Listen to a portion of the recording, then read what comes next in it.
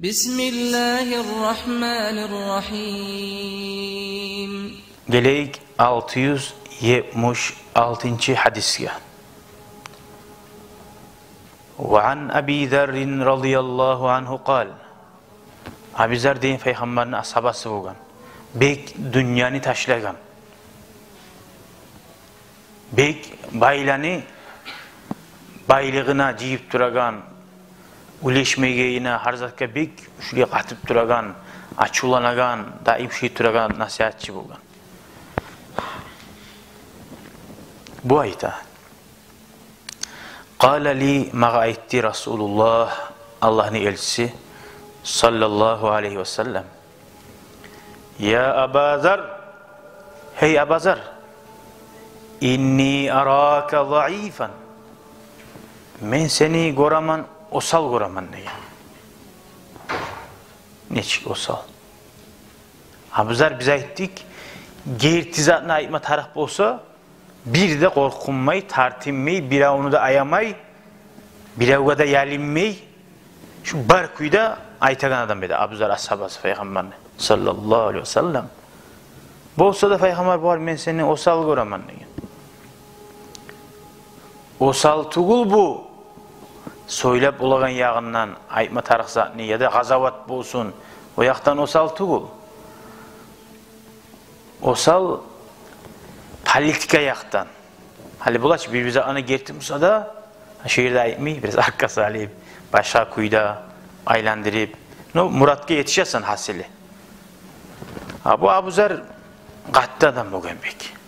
Başçı bolgan adam o yaqtan bu osalga sanalı. Osal politikani bilmey geldiğinden, uç yağından tugul. Gördün mü sözünün manasını tutanlamasan, osal goraman sen de baykan Peygamber Abu Zer'ini sokkan de bana koyup ola. Sokmagan. Qara ve inni uhibbu laka ma uhibbu li nafsi degan. Men sağa suyaman, ozuma suyagan zatni sağa da suyaman degan Peygamber. Ay ne aytma suya Peygamber buna qara kes. Yaman tersini anla oymasın dep. Koramsa Peygamber neçik arı söyley. Mağa suyan zatni sağa da suyaman dey. Alıp hadgatoy dedi onu bizatka. La ta'maranna ala snayni ve la tavallayanna mal yatim. İki adamni başçısı bolmay bolamsan bolma degen.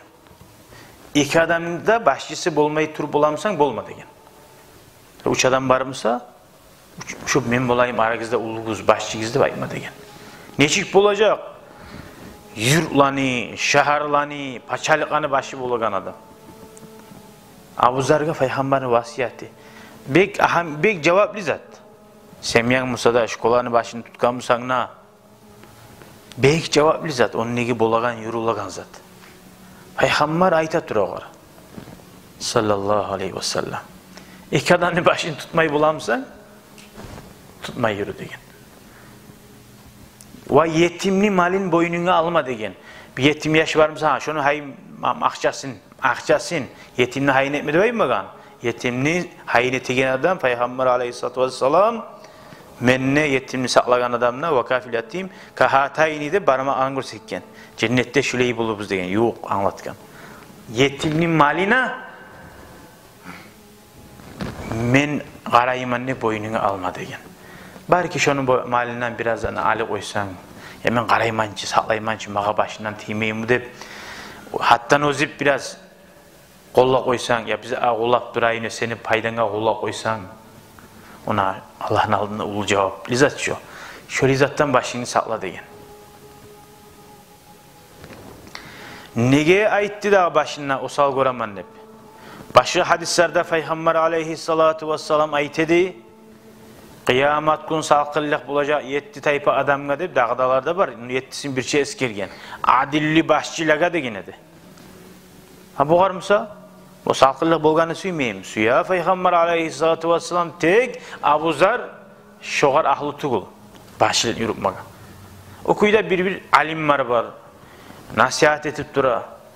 Albar bunu bir daçalar uleşmegi yurtka glav etip, spravkalar bir yerge salsa, o ozunu nasihatini etip bolma içiyor.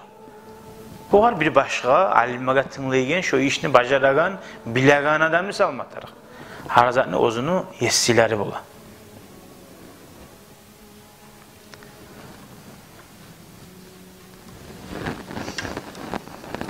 Ondan gayrı Abu Zar radıyallahu anhu adam bana daim lişni artık zat saklama koymuyordu. Nasihat et duruyor saklamak isteyip. Adamlar bay bulması ya. Baylık dinle bile o şey yaraygen zat. Çünkü dünyanın taşlamada ihtiyarı var. Ahlusuna, yaşlarına zarar etmeyin kuyda. Onlar da razı bulan kuyda. Misali Abu Zar ahlu olmagan, şu bahçelikini yürütmagan.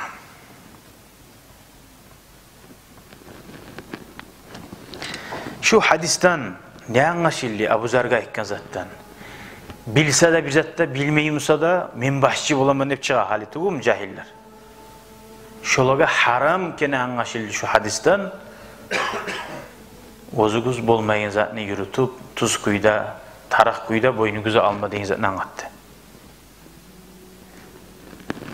Sonra bu hadis anlattı yetinli malin bek hayin etme tarık, zayi etmekten korkma tarık.